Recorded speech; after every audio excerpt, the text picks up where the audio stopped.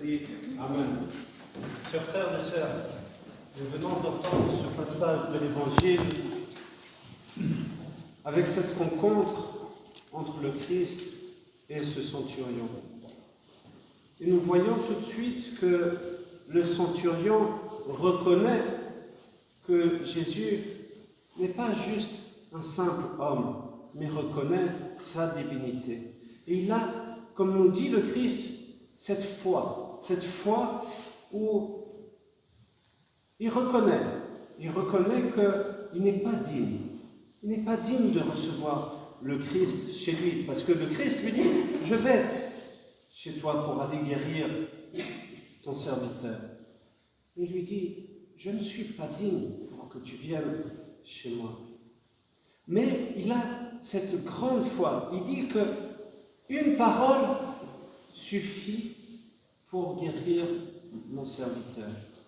Et il montre que malgré le fait qu'il a une position très importante, qu'il a plus de 100 hommes qu'il gouverne, il montre qu'il a cette proximité avec les autres. Ça veut dire qu'il a l'amour pour son prochain.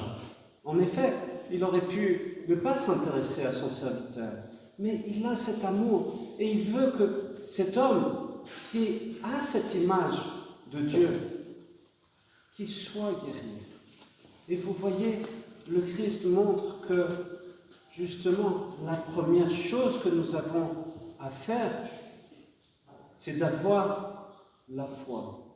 Mais la foi est inspirée par le Saint-Esprit. Et c'est pour cela que, en fait, ce passage de l'Évangile vient à la suite de ce moment de la Pentecôte, de la mémoire des saints, de tous les saints, des saints locaux. Et la première chose qui nous enseigne, en fait, le Christ, c'est d'avoir cette foi.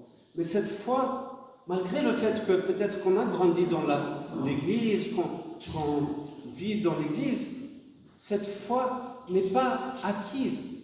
Il faut l'accueillir, il faut la nourrir, il faut la faire grandir. Et c'est par cet exemple que nous pouvons voir comment faire grandir cette foi, c'est en ayant cet amour sincère. On utilise ces mots de nos jours à tort et à travers, mais le vrai amour, ce vrai amour, et cet amour, comme nous le montre le Christ lui-même, c'est un amour de sacrifice, c'est un amour où on ne compte pas, où on ne se soucie pas du lendemain. Alors, chers frères et sœurs, soyons à l'exemple de ce centurion, le cœur ouvert pour accueillir le Saint-Esprit en nous, pour faire croître cette foi en Dieu qui, lui, est le vrai chemin, la vie et la vérité. Amen.